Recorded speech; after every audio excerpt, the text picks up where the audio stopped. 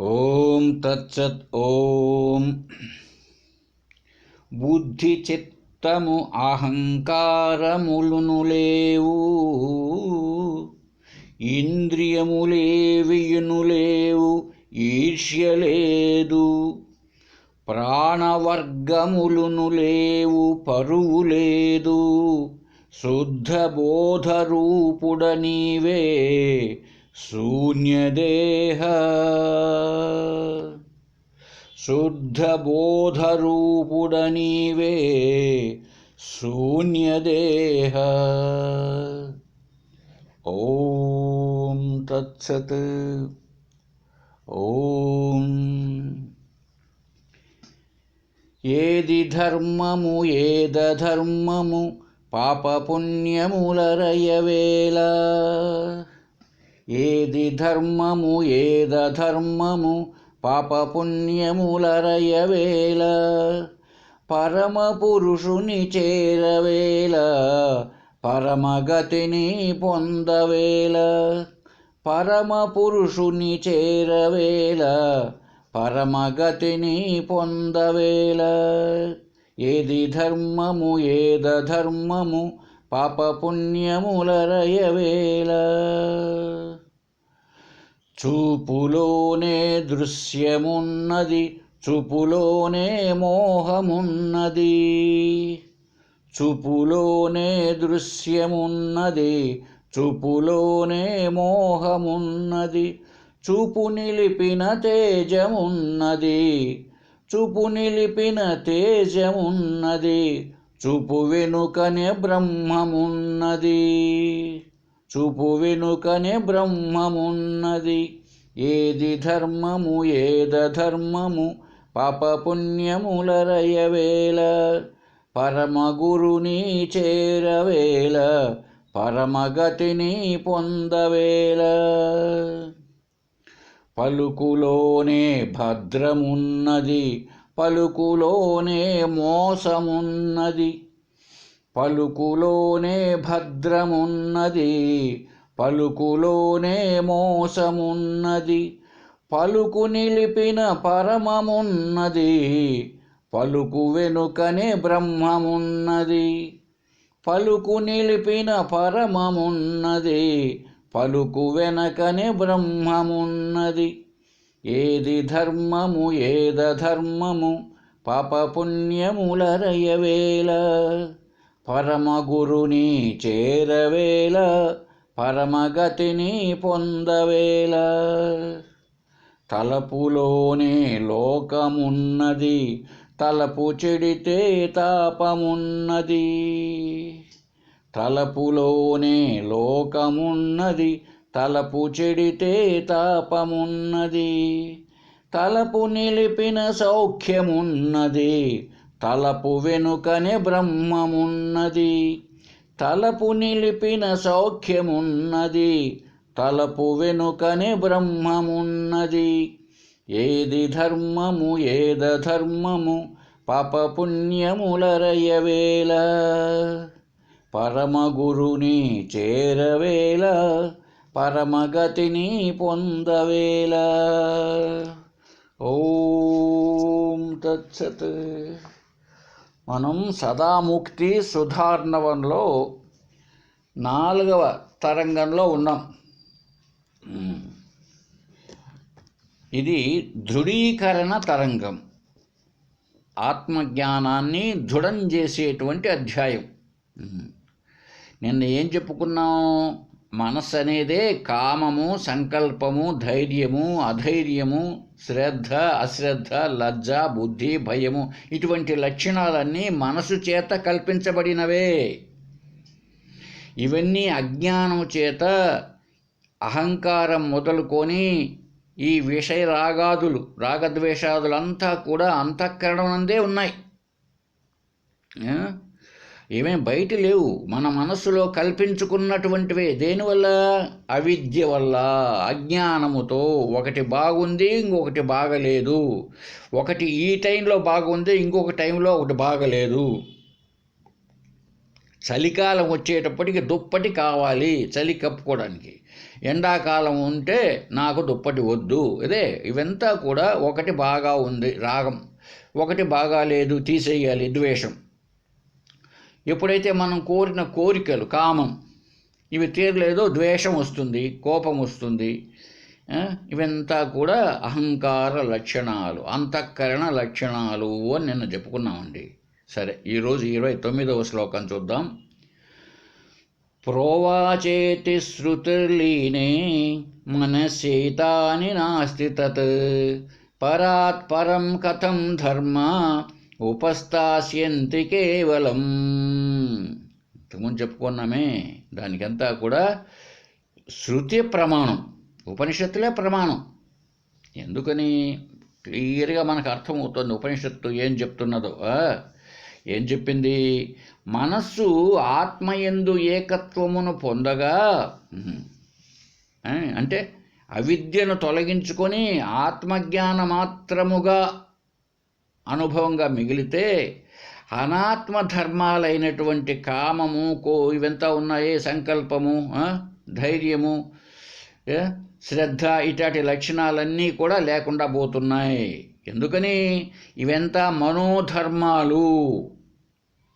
ఈ మనసుకు చెందిన ధర్మాలు ఈ ప్రాణము కానటువంటి, మనస్సు కానటువంటి పరమాత్మను ఎలా చేరగలవు? కథం చెప్పవయ్యా, ఎట్లా చేరతాయి అంటే చేరలేవు. ఇవంతా మనోధర్మాలు.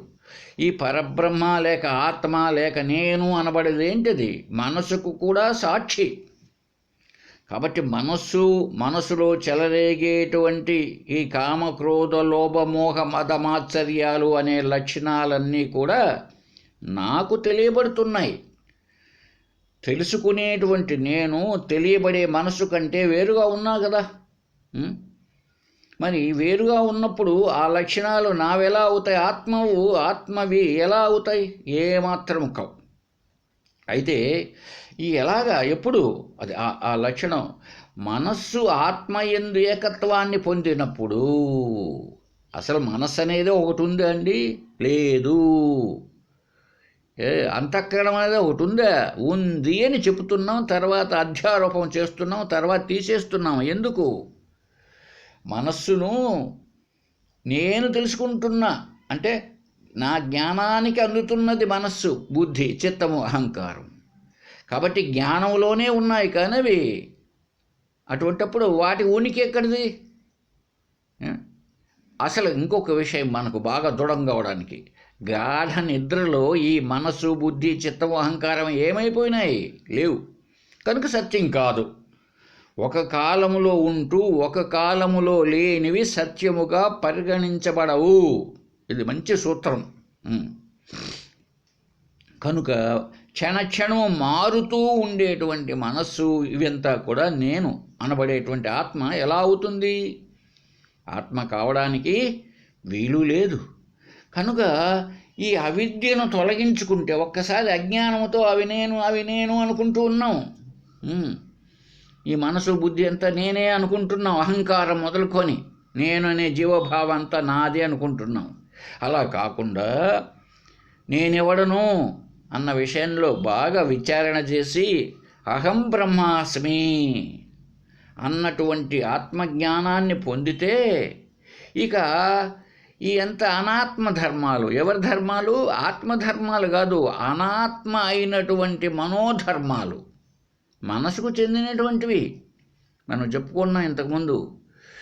ఆకలి దప్పికలు ప్రాణధర్మాలు, శోకమోహములు మనోధర్మములు, జరామరణములు స్థూల శరీర ధర్మాలు.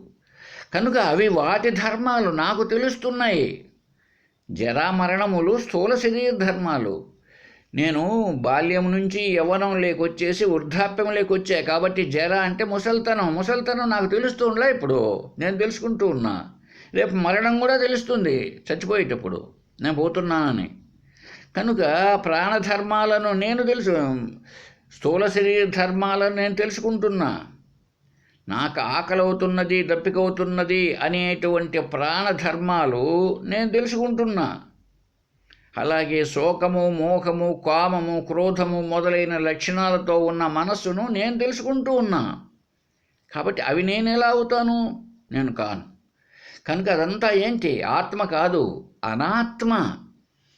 ఈ మనస్సు అనేది అనాత్మ, ఆత్మ కానిది. ఎందుకని? మారిపోతూ ఉన్నది, శాశ్వతంగా ఉండుటలేదు. ఏది శాశ్వతంగా ఉంటుంది? మార్పులను ఏదైతే తెలుసుకుంటూ ఉంటుందో ఏమండి, అది సత్యం. కనుక ఏం తెలుసుకుంటున్నది? జ్ఞానం. అది ఆత్మ, సత్ ఎప్పటికీ ఉంటుంది. కాబట్టి ఆత్మధర్మాలు కాదు, అవి మనోధర్మాలు. కాబట్టి ఆ ప్రాణం, ఆ మనస్సు ఎలాగ పరమాత్మను ఎట్లు చేరుతుంది? ఆత్మను ఎలా చేరుతుంది చెప్పండి? మనస్సును చేరడానికి వీల్లేదు. అయితే మనం ఏమైపోయినామంటే ఇంతకాలం కూడా మనం మనస్సే నేను, శరీరమే నేను అన్నటువంటి వాసన బాగా పడిపోయి ఉండాలి జన్మల నుంచి. మనకు జన్మల నుంచి పడిపోయి ఉండాలి ఇప్పుడు. అందువల్ల మనం ఏం చేయాలా? ఆ వాసనను తొలగించుకోవాలి. నేను జీవుణ్ణి అనే వాసన ఉంది కదా, ఆ వాసన ఏదో దాన్ని తొలగించుకోవాలన్నమాట. తొలగించినప్పుడు ఈ మనస్సు, ఈ బుద్ధి, ఈ స్థూల శరీరము, ఈ అంతఃకరణము, ఈ ఇంద్రియాలు అంతా నేను కాదు అని అర్థమైపోతుంది. కాబట్టి ఆ వాసన బట్టి ఉండదు. ఎట్లా బట్టి ఉండదంటే తెలిసినా ఇది చూడండి ఒకసారి. జలాది సంపర్క వశాత్ ప్రభూత దుర్గంధదూత గురు దివ్యవాసన సంఘర్షణేనైవ విభాతి సమ్యక్ విధూయమానే సతి బాహ్యగంధే అంతశ్రితానంత దురంత వాసన ధూళీ విలిప్త పదమాత్మవాసన ప్రజ్ఞాతి సంఘర్షణతో విశుద్ధ ప్రతీయతే చందనగంధవత్ స్ఫుట. శ్రీగంధం మంచి వాసన వస్తూ ఉంటుంది. శ్రీగంధం చెక్క అది ఏమైందంటే నీళ్ళల్లో పడిపోయిందండి. ఎక్కడో ఒక నీళ్ళ తొట్టిలో పడిపోయింది అడుగున. ఇప్పుడు ఆ నీటి యొక్క సంపర్కము చేత అదంతా కూడా పైన ఆచ్ఛాదించబడినది. ఆ శ్రీగంధ చెక్కకి అదంతా కూడా దుర్గంధ వాసనతో కూడిన పాచి పట్టింది. ఇప్పుడు అది మన ముక్కు దగ్గర పెట్టుకుంటే సువాసన రావడంలా దుర్వాసన వస్తున్నది. ఎందువల్ల? ఆ జలాది సంపర్కము చేత. అసలు దాని ఒరిజినాలిటీ ఏమిటి? అది శ్రీగంధము చెక్క. మంచి వాసన రావాల్సినటువంటిది పాచి వాసన వస్తుంది. ఇప్పుడు దుర్గంధ వాసన వస్తుంది. అయితే ఆ దుర్గంధ వాసన ఏమైనా ఆ చెక్కకు సంబంధించినదా? శ్రీగంధపు చెక్కకు సంబంధించిందా? కాదు. పైన కప్పి ఉంది దానికి. ఇప్పుడు మనం బాగా తోమినం, అరగదీసామనుకోండి, ఆ పాచిపోయేటట్లుగా బాగా తోమేమనుకోండి ఆ రాతికి వేసి, అప్పుడు ఏమైంది? పైన ఉన్నటువంటి ఆ పాచి అంతా కూడా పోయింది. ఆ పోయేటప్పటికి ఏమైంది? దుర్గంధం పోయింది కదా. మళ్ళా ఘమ మంచి వాసన వస్తుంది. అదే పద్ధతిలో మనకు జన్మల నుంచి ఈ అంతఃకరణంలో పెద్ద చెడు వాసన తగులుకున్నది. ఇదే ఏది చెడు వాసన? ఈ స్థూల శరీరము, ఈ మనోబుద్ధులు నేను జీవుడను, నేను పుడుతూ చస్తూ ఉన్నాను, ఈ ప్రపంచం కూడా నన్ను ఏడిపిస్తున్నది, ఈ ప్రపంచాన్ని సృష్టించే కర్త ఒకడున్నాడు, అతను నా మంచి చెడులు చూస్తాడు, మంచి చెడులు నాకు మంచి జరగకపోతే ఆయన్ని తీసేస్తాను, ఆయన నమ్ముకోనున్న వెంకటేశ్వర స్వామికి నా దేవుడని నేను అనుకున్నట్టు నాకు ట్రాన్స్ఫర్ రాలే, ఈ దేవుడు బాగలేడు, కాబట్టి రేపటి నుంచి నేను సాయిబాబా గుడికి పోతా, కొత్త దేవుడు ఆయన, ఈ వెంకటేశ్వర స్వామి పనికిరాడు, ఈ శివుడు పనికిరాడు, ఏం పనికిరాడు, ఇంకొక దేవుడి దగ్గరికి పోతా. బతికున్న దేవుళ్ళు ఉన్నారు కొంతమంది, ఇప్పుడు ఉన్నారు కొంతమంది దేవుళ్ళు, బాబాలు భగవాన్ అంటారు వాళ్ళను, భగవాన్, ఈయన భగవంతుడు, వాళ్ళ దగ్గరికి పోతా. వాళ్ళు నా నెత్తిని చేయబెడతారు, నేను నాకు అన్నీ వచ్చేస్తాయి, లభ్యమైపోతాయి, క్షుప్పని విభూది కూడా సృష్టిస్తారు వాళ్ళు, నీళ్లు పోసి దీపాలను వెలిగిస్తారు వాళ్ళు, ఏమనుకున్నావు భగవానులు వాళ్ళు. ఇలా అయిపోతుంది అన్నమాట పాచి. ఇదే పాచి అంటే.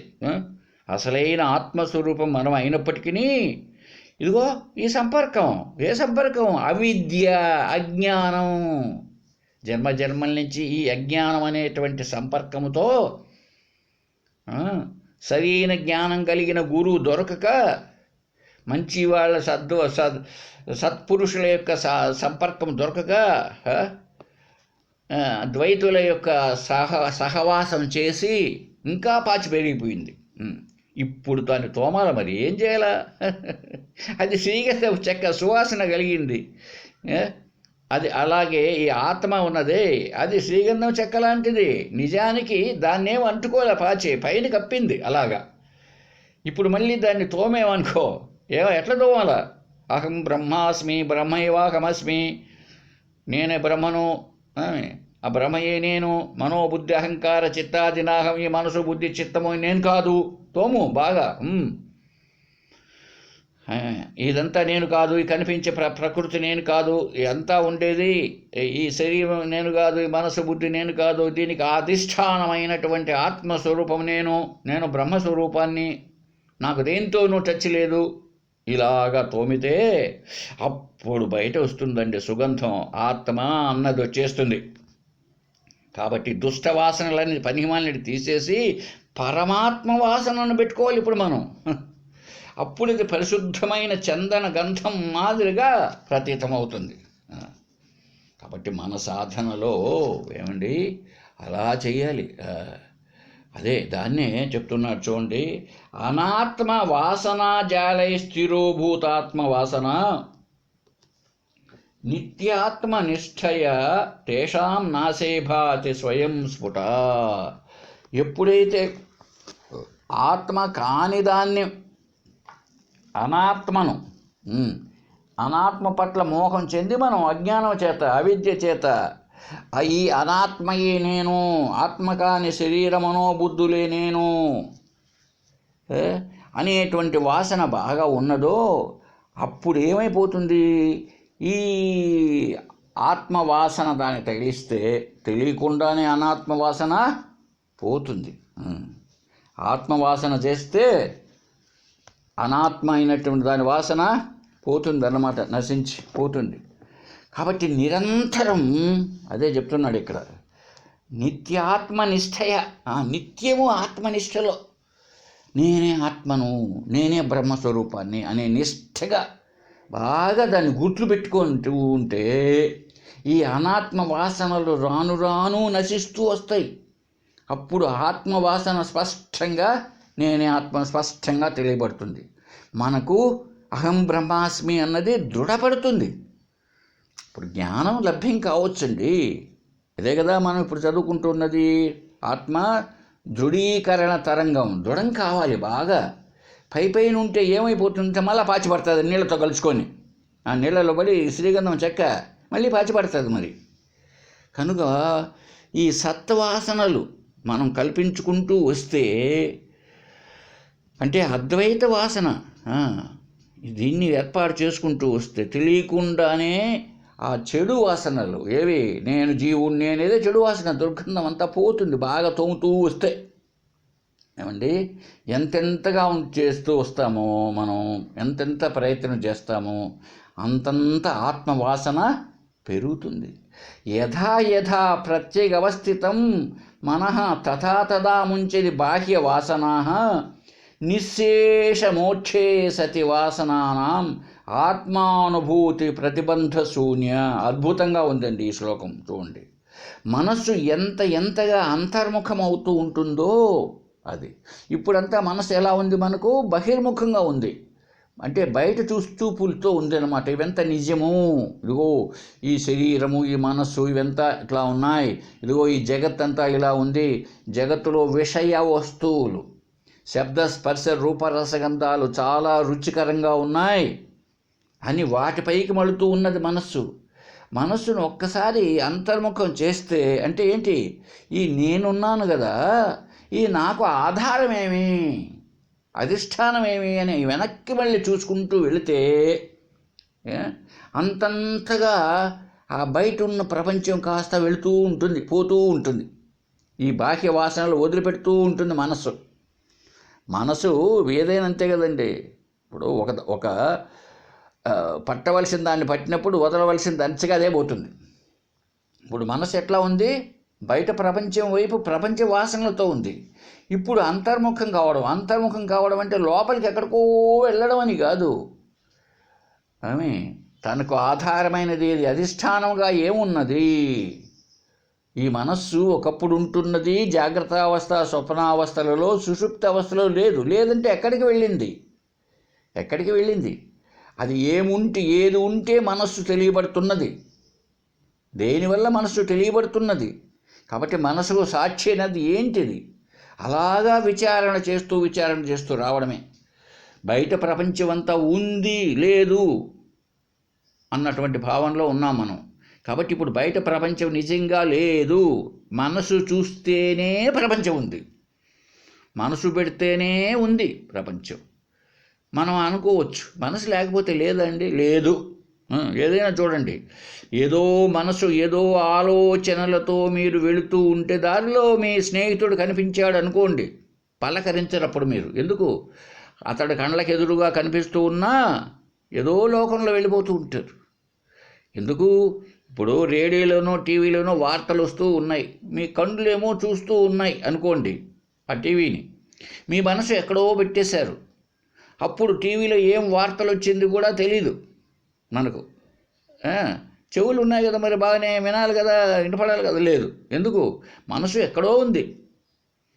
కనుక బాహ్య వాసనల జోలికి పోకుండా పోతే మరి జీవితం ఎలా జరుగుతుందండి అనవచ్చు. లోక వ్యవహారమే వ్యవహారికి సత్తా. ఇది చాలాసార్లు చెప్పుకుంటాం, మళ్ళీ వ్యాఖ్యానించాల్సిన అవసరం లేదు. కాబట్టి పారమార్థికమైనటువంటి సత్యాన్ని పట్టుకుంటే అసత్యమైనది తొలగిపోతుంది, అంతే కదా. కనుక అప్పుడు ఏమవుతాయి? వాసనలు నిశ్శేషంగా పోతాయి, అవి తొలగిపోతాయి. పోతే ఆత్మానుభూతి ప్రతిబంధ శూన్య, నీకు ప్రతిబంధకాలు ఏమీ లేకుండా ఆత్మానుభవం దృఢమవుతుంది. సరేండి. కాబట్టి మనస్సును నిధిధ్యాసన వైపు మళ్లించాలి. శ్రవణ మనన నిధిధ్యాసనలు చేస్తూ వస్తే మనసుకు ఆ పని అప్పగిస్తే మనసుకు అప్పగిస్తే పరమాత్మ వైపు మనసు తిప్పితే ప్రపంచం ఉండదు. అదే కదా గండి రామకృష్ణానంద స్వామి ఒక మాట అనేవాళ్ళు, నువ్వు మనసు రాముడికి అప్పగిస్తే కాముడు ఉండడు అని. కామం అంటే కోరిక. నువ్వు మనసు రాముడికి అప్పగిస్తే, రామ అంటే ఆత్మ అని అర్థం. ఏమండి? కోదండ రాముడు, బలరాముడు, పరశురాముడు అలా కాదు. రామ అంటే ఆత్మ. రమ్యతే ఇది రామ, ఏదైతే రమింప చేస్తున్నదో ఈ ప్రపంచాన్ని ఇంద్రియాల ద్వారా, అది ఆత్మ, అది రామశబ్దం. కనుక ఎప్పుడైతే ఆత్మను పట్టుకుంటావో ఇక నీకు ఈ కామక్రోధ లోభ మోహ మదమాశ్చర్యాదులు అవి అణుగుతాయి. అవి ఉధృతంగా ఈ ప్రపంచం వైపు మళ్ళించవు, కోరికల వైపు మళ్ళించవు అన్నమాట. ఇప్పుడు మన దగ్గర ఒక 10 రూపాయలు ఉంటే, 10 రూపాయలు ఏదో ఉంటే దారిన పోతూ ఏది కనపడితే అది కొంటున్నాడు పిల్లవాడు. అదే జేబీలో కొన్ని లక్షల రూపాయలు, 2 లక్షల రూపాయలు, 2,000 రూపాయల కట్ట ఉందనుకోండి, అతడి ధీమా ఎలా ఉంటుంది చెప్పండి? మంచి ధీమాగా ఉంటాడు మనిషి, నా దగ్గర ఎంత ఉంది అని. కనుక ఎప్పుడైతే ఆత్మ అన్నది మనకు ద్యోతకం అవుతుందో తెలియకుండానే అనాత్మ దూరమైపోతుంది. అనాత్మ అన్నది మన దగ్గరికి రాదు. అప్పుడు ఆత్మను నేనే, అహం బ్రహ్మాస్మి అన్నటువంటి విషయం పూర్తిగా వస్తుంది. సరే, 30వ శ్లోకం చూద్దాం. ప్రాణాయామ చిత్తరోధ కథమాత్మని వర్తతే, అప్రాణో హి అమనా శుభ్ర ఇది వేదోభిభాషతే. అప్రాణ అమనా శుభ్ర అని ఉపనిషత్తు చెప్తున్నది ఆత్మను గురించి చెబుతూ. శృతి అప్రాణ అమనా శుభ్ర అని చెప్తున్నదండి. అంటే దానికి ప్రాణము లేదు, అది మనసు కాదు, అది ప్రాణము కాదు, శుభ్రం, శుద్ధమైనది ఆత్మ అంటోంది ఉపనిషత్తు. ఆత్మను గురించి నిర్వచిస్తూ ఆత్మ అన్నది ప్రాణము కాదు, మనమంతా ప్రాణం పోతానే పోయినాడు జీవుడు, పోయినాడు జీవాత్మ పోయింది అనుకుంటూ ఉంటాం, అది గాలి అంతే. ఏమి ప్రాణానికి ఆత్మకు సంబంధమే లేదు. ఈ ప్రాణం ఏం చేస్తుంది? ఈ స్థూల శరీరాన్ని, ఆ సూక్ష్మ శరీరాన్ని ఒక లింక్ లాంటిది మధ్యలో బ్రతికేటట్లుగా చేస్తూ ఉంటుంది జీవభావంతో. జీవశబ్దమే ప్రాణం, అది గాలితో. అంతేగాని గాలి ఆడకపోతేనే మనం చచ్చిపోయినాడు అంటున్నాం. గాలి ఆడకపోతే చనిపోవడం కాదు. జ్ఞానం లేకుండా అలాగే పడి ఉంటే అప్పుడు చలనమే లేకపోతే చనిపోయినాడని. అలా అయితే గాలి ఆడకపోతేనంటే కొంతమంది యోగులు రోజుల తరబడి ఊపిరి పీల్చడం కానీ వదలడం కానీ చేయరంట. అసలు గుండె కూడా ఆడదటండి, గుండె కూడా ఆడదు. మరి చనిపోయినాడు అన్నామా? చనిపోయినాడు అనడానికి లేదు. గుండె ఆడనంత మాత్రంతో చనిపోయినాడు అనడానికి లేదు. అంటే గుండె ఆగిపోవడమే కదండి చనిపోవడం అని అంటూ ఉండొచ్చు. దాన్ని మళ్ళీ అంటే కొద్ది కాలంలో నేను ప్రత్యక్షంగా చూశాను. తిరుపతిలో ఒక హాస్పిటల్, ఒక అబ్బాయి హార్ట్ అటాక్ వచ్చేసింది. దాన్ని ఇమ్మీడియట్గా తీసుకొచ్చినారు. డాక్టర్ ఇంజక్షన్ ఏదో వేసి అలాగా కృత్రిమ శ్వాస, కృత్రిమంగా గుండెని ఆడించేశాడు. మళ్ళీ ట్రై చేశాడు, అది ఆడింది. తర్వాత ఆక్సిజన్ పెట్టారు, కోలుకున్నాడు అనుకోండి. అలాగా కనుక ఈ ప్రాణం కాదు ఆత్మ. ప్రాణం ఎందుకు ఆత్మ ప్రాణం కాదు? ప్రాణం ఎట్లా ఉన్నదో నాకు తెలుస్తున్నదండి, తెలుసుకునేది ఉంది జ్ఞానం. ప్రాణమునకు సాక్షి ఆత్మ. అలాగే మనస్సు ఆత్మ కాదు, మనసును తెలుసుకునేదేదో అది ఆత్మ. కనుక ఆత్మ అన్నది శుభ్రం. ఇట్లా చెప్తోంది ఉపనిషత్తు. మరి ఈ పద్ధతిలో చెప్పినప్పుడు ప్రాణాయామ చిత్తరోధ కథం ఆత్మని వర్తతే. నేను ప్రాణాయామం చేస్తానండి, లేకపోతే మనస్సును నిగ్రహిస్తానండి అంటున్నాం. చెయ్యి, ఇవంతా పై చేస్తలే కానీ నీవు ప్రాణాయామము చేసినంత మాత్రంతో ప్రాణముతో సంబంధము లేనటువంటి శుద్ధమైనటువంటి ఆత్మ ఎలా లభ్యమవుతుందనుకున్నావు? మనసును నిగ్రహించు అని చెప్తాం. ఎందుకు మనసును నిగ్రహించాలి అంటే అది పరిపరి విధాల పరిగెత్తుతూ ఉంటే నీకు శాస్త్రం, గురువుగారు చెప్పే శాస్త్రము అర్థం కాదు. నీకు మనసు నిలకడ ఉన్నప్పుడు మాత్రమే శాస్త్రాన్ని అర్థం చేసుకుంటావు, నిధిధ్యాసన చేస్తావు, ధ్యానం చేస్తావు. అంతవరకే ఏకాగ్రత కోసమే. కానీ ఇవన్నీ పనులు మనసు లేకుండా చేస్తే ఆత్మ ఎలా తెలిసి వస్తుంది? అది జ్ఞానం ద్వారా పొందదగింది ఆత్మ అన్నది. ఆత్మ అన్నది జ్ఞానం ద్వారా తెలుసుకోవాల్సింది. అజ్ఞానాన్ని పోగొట్టుకుంటేనే జ్ఞానం. అంతేగాని ప్రాణాయామం చేయండి, శ్వాస పైన ధ్యాస పెట్టు, మంచిదే. దానివల్ల ఏమవుతుంది? కాన్సన్ట్రేషన్, ఏకాగ్రత పెరుగుతుంది. ఎవరికి? నీవు ఆత్మవే. ఇక ప్రాణాయామం చేసో, మనోనిగ్రహమో, ఇంద్రియ నిగ్రహమో చేసేసి నేను ఆత్మను తెలుసుకుంటాను, కాదు, వీలు కాదు. అది ఎప్పుడు గురువుగారి యొక్క బోధ ద్వారానే ఆత్మ లభ్యమవుతుంది. కానీ ఈ ప్రాణాయామాలు, ఈ తీర్థయాత్రలు, పుణ్యస్థలాలు, వీటి వల్ల ఆత్మ లేక పరబ్రహ్మ తెలియబడదు. అయితే మంచివి కదా అవన్నీ, అన్నీ మంచివే. ఏమవుతుంది? యాత్రలు, పుణ్యస్థలాల్లో పరిగెత్తితే తుంగభద్ర అనేది జరుగుతోందంటే అంతా పరిగెత్తిపోతున్నారు, మంచిదే. దానివల్ల ఏమవుతుంది? మన చిత్తశుద్ధి ఏర్పడుతుంది. జన్మల నుంచి చెడు భావనలంతా ఉన్నాయి కదా, అవంతా తిరుగుతూ వస్తాయి. అంత మాత్రమే చిత్తశుద్ధికి తోడ్పడతాయి. ఇక ఏకాగ్రతకు తోడ్పడతాయి. ఎప్పుడైతే ఏకాగ్రత కలిగిందో, చిత్తశుద్ధి కలిగిందో, శాస్త్రం అర్థమవుతుంది. నేనే బ్రహ్మను అన్నది నిక్కచ్చిగా తెలిసి వస్తుంది. అది అంతవరకే. కానీ ఆత్మ ప్రాణం కాదు, మనసు కాదు, అది శుద్ధమైనటువంటిది. అటువంటి ప్రాణము కానీ మనసు కానీ లేని శుద్ధమైన ఆత్మకు ఈ ప్రాణాయామం కానీ మనోనిగ్రహం కానీ ఆత్మ నా చేసేది కాదు. ఆత్మ శుద్ధ చైతన్యమే. ఆ శుద్ధ చైతన్యమే ఆత్మ, అదే నేను. అది తెలుసుకోవడానికి ఇవి సహాయపడతాయి, సహకారులు. ఏవి? ఈ ప్రాణాయామము, మనోనిగ్రహము, ఇంద్రియ నిగ్రహము, పూజ, జపము, ఇవంతా సహకరిస్తాయి. అంతవరకు మాత్రమే. ఏమండి? సరే, నెక్స్ట్ శ్లోక చూద్దాం. 31. సర్వదా భాసమానస్య సంధ్యారాత్రిరహో నహి మమైక స్వాత్మనః క్వాపి జాగ్రత్త స్వప్న సుషుప్తయః. ఆత్మ ఎటువంటిది? సర్వదా భాసమానస్య సంధ్య రాత్రి అహో నహి. మొత్తం త్రికాలములందు ప్రకాశిస్తూ ఉంది. భాసమానస్య ఎప్పుడు కూడా స్వయం ప్రకాశంగా 3 కాలములందు ఉంటున్నది ఆత్మ. త్రికాలాబాధితం సత్ అన్నామే. 3 కాలములలో ఉండేది ఏదో అది సత్యం. సత్యం అంటే ఏంటిది? సత్యం, జ్ఞానం, అనంతం బ్రహ్మ. అది తైత్రోపనిషత్తు చెప్తోంది. సత్యం అనేది ఆత్మ, జ్ఞానం అంటేనే ఆత్మ, అనంతం అంటేనే ఆత్మ. సత్యం, జ్ఞానం, అనంతం బ్రహ్మ, అదే బ్రహ్మ. ఆత్మ ఎట్లా ఉంది? 3 కాలములందు ప్రకాశిస్తున్నది. అంటే జ్ఞాన రూపేణా ఉన్నది. ప్రకాశించడం అంటే జ్ఞానం అని.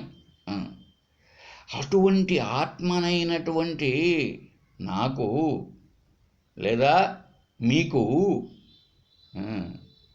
సంధ్యాకాలము కానీ, రాత్రి కానీ, పగలు కానీ, ఈ జాగ్రత్త అవస్థ కానీ, స్వప్నావస్థ కానీ, గాఢ నిద్రావస్థ కానీ ఉన్నాయందామా?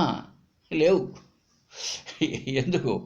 ఆత్మ అన్నది 3 కాలములలోనూ ఉన్నది. అప్పుడు 3 కాలాలు అనేది అనాల్సిన అవసరం లేదు. అది ఎప్పటికీ ఒకే విధంగా ఉన్నప్పుడు ఈ 3 కాలములు అన్నది కూడా అవగాహన కోసం చెప్పడమే కానీ, ఏమండి, ఈ కాలము దేశము అన్నటువంటివి ఒకదానిపైన ఒకదాన్ని ఒకటి ఆశ్రయించి ఉన్నాయి. అవి సత్యం కాదు. కొంచెం పైకి వెళితే ఆకాశంలోకి, స్పేస్లోకి, అప్పుడు ఆ సూర్యుడు మొలవడము అన్నది ఉండదు, సూర్యుడు గుంకడం అన్నది ఉండదు. మరి ఏదుంది? తెలుసుకునే నేనున్న జ్ఞానం ఉంది. అదే ఆత్మ. కాబట్టి ఎప్పుడైతే నేను ఆత్మను అనేటువంటి దృఢమవుతుందో అప్పుడు ఈ సంధ్యా సమయం అని కానీ, ఇది రాత్రి అని కానీ, పగలని కానీ, ఇది మెలకువ అని కానీ, లేదా కళ అని కానీ, గాఢ నిద్ర అనేది కానీ ఏమీ లేవు. ఎందుకు? ఎప్పటికీ నేను జ్ఞానరూప. ఒకసారి ఈ లైటు, ఆత్మ అనే లైటు ఒకసారి ఆరిపోయేది కాదు. ఇది ఎప్పటికీ జ్ఞానముగానే ఉంది. ఉన్నది ఎప్పటికీ జ్ఞానమే ఉన్నది. ఎట్లా ఉంది అది జ్ఞానం? ఎప్పటికీ సత్, ఎప్పటికీ ఉంది, ఉనికి కలిగి ఉంది, ఉనికి. మరి అదే అన్నింటికీ ఆధారం. అన్నింటికీ ఆధారం ఎప్పుడైందో ఇక అది లేదు, ఆధేయము లేదు. కారణంగా ఎప్పుడైతే ఉన్నదో కార్యము నిజమునకు సత్యము కాదు. మళ్ళీ వస్తాం. కార్యకారణ ప్రక్రియ అంటారండి దీన్ని, మెథడాలజీ. కారణము బంగారైనప్పుడు నెక్లెస్ అన్నది ఎప్పటికీ లేదు అసలు. వ్యవహారికంలో అనుకుంటున్నాము దాని పేరు నెక్లెస్ అని. అది సత్యమా? సత్యం కాదు.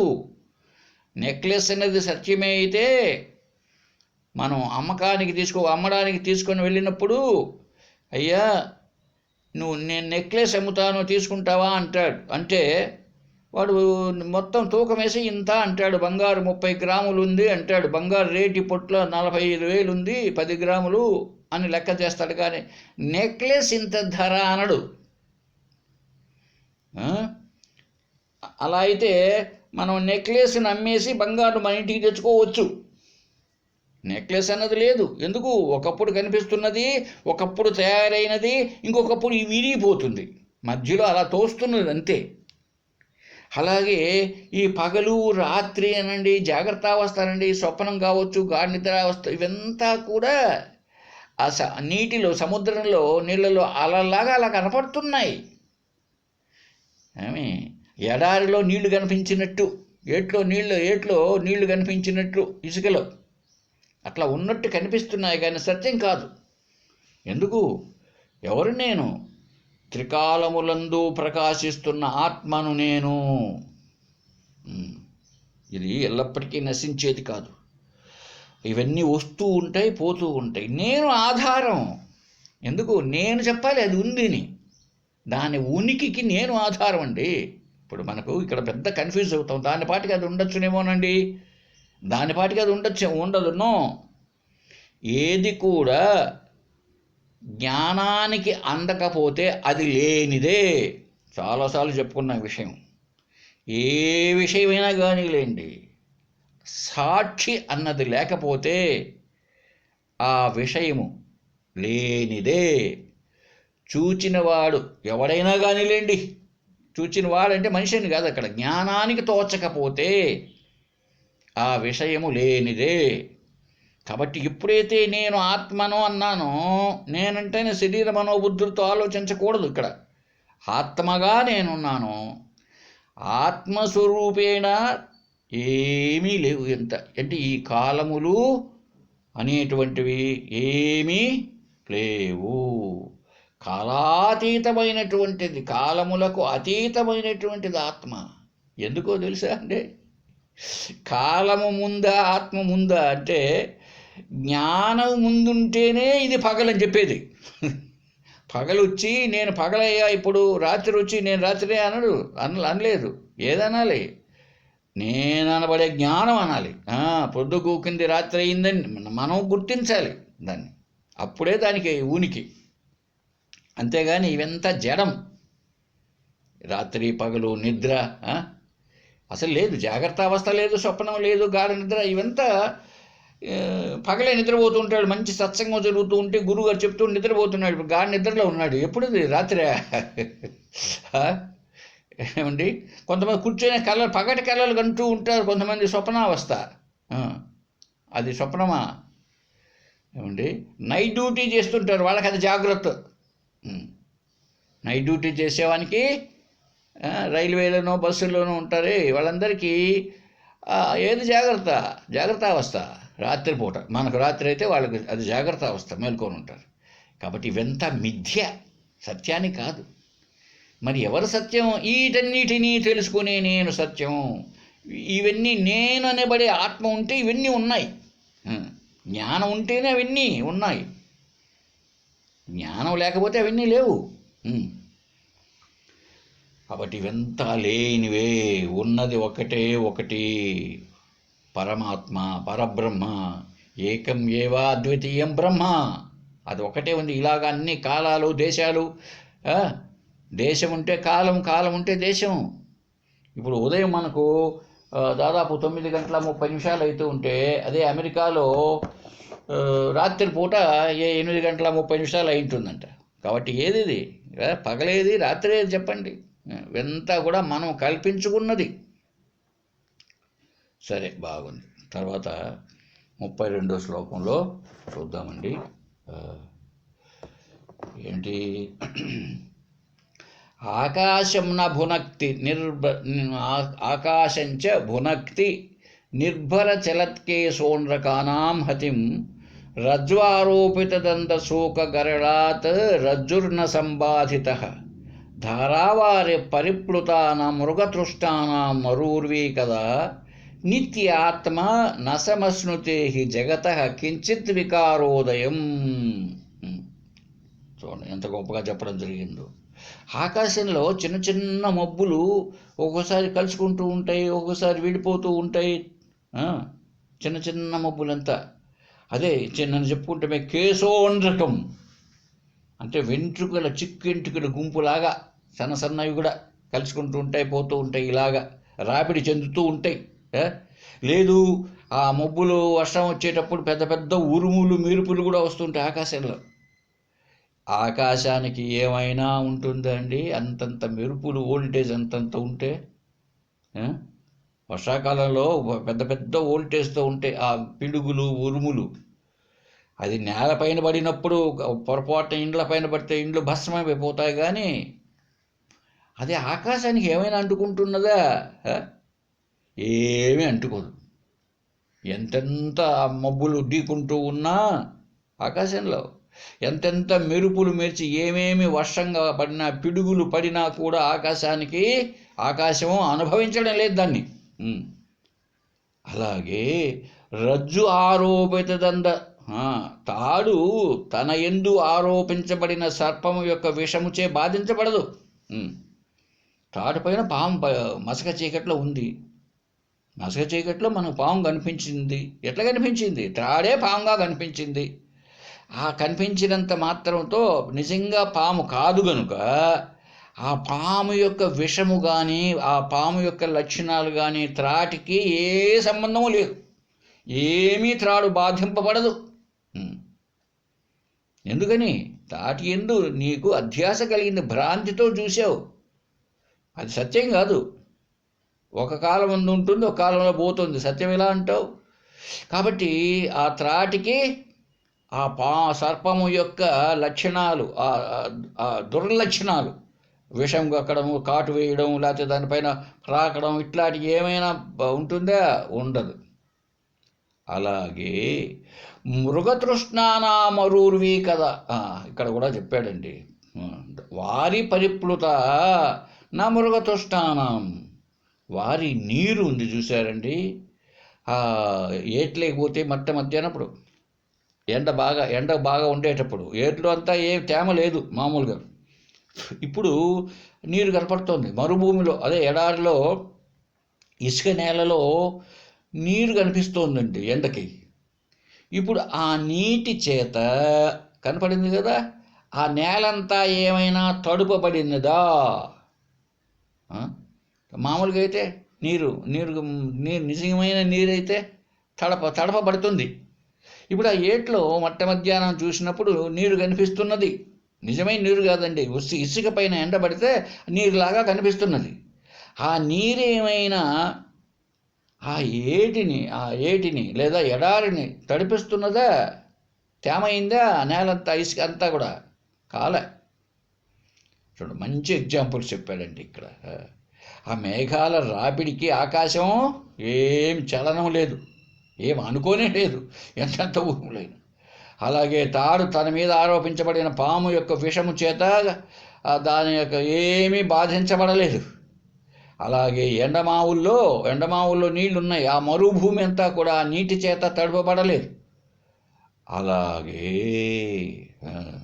చూడండి, నిత్యాత్మ నసమశ్నుతే జగత కించిత్ వికారోదయం. అది ఈ నిత్యాత్మ ఉన్నదే. ఈ ఆత్మ ఏదో పొద్దున్న బుడుక్కన పైకి వచ్చి రాత్రి బుడుక్కన పోయి ఏదో దేవుడు వచ్చేసినట్టు ఎంతో చేస్తే దేవుడు వచ్చేసాడు అక్కడికి, విష్ణుదేవుడు ప్రత్యక్షమైనాడు, మళ్ళీ పోయినాడు. అలాగా ఏమైనా కాదు అది. ఆత్మ నిత్యం అదే, నిత్యము ఎప్పటికీ మన స్వరూపం ఆత్మయే.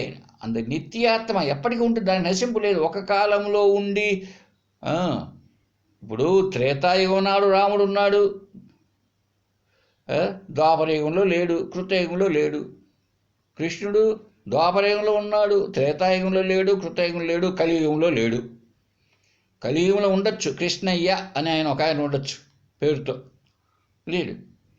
అంటే నిత్యము ఉండేది కాదు వాళ్ళంతా. కాబట్టి ప్రతి ఏ శరీరం అయితే ఉంటుందో, ఏ శరీరమైనా సూక్ష్మ కావచ్చు, స్థూల కావచ్చు, ఏ శరీరమైనా సరే ఒక కాలంలో ఉంటుంది, ఒక కాలంలో పోతుంది, నశిస్తుంది. ఆత్మ అలా కాదు, త్రికాల అబాధితం. అందుకే దాన్ని సత్యం లేదా సత్, ఉనికి, ఉండుట అండి, అస్థి అన్నారండి. కనుక ఎప్పటికీ ఉండేటువంటి అటువంటి ఆత్మయందు ఈ భ్రాంతిచే కల్పించబడినదండి ఇదంతా. ఈ లోకము, ఈ ఆలోకము, ఈ లోకము, పైలోకాలు, ఈ వర్షము, ఈ ఎండ, ఇవంతా కల్పించబడినదే మన చేత. ఆత్మకి ఏమైనా దీనివల్ల అపాయమా?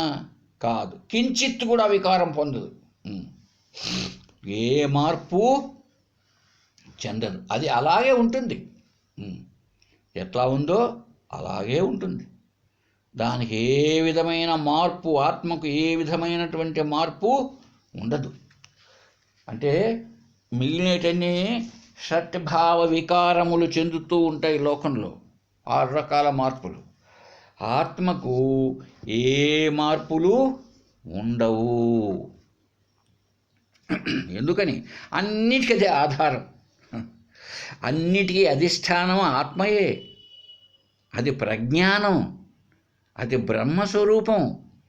ప్రతి దాంట్లోనూ ప్రతి వస్తువునందు అదే ఉన్నది. బ్రహ్మమే రూపనామాలు దాల్చితే జగత్తు, రూపనామాలను వదిలిపెట్టేది బ్రహ్మ, అంతే. అదే కదా సరస్వతి ఉపనిషత్తు చెప్పుకోనున్నాం మనం.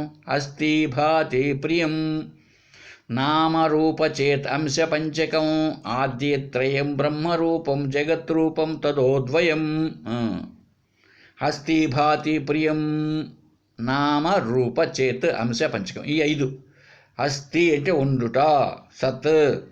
భాతి అంటే జ్ఞానము, చిత్. ప్రియం వాళ్ళ ప్రియంగా ఉందంటే ఆనందం, సుఖం.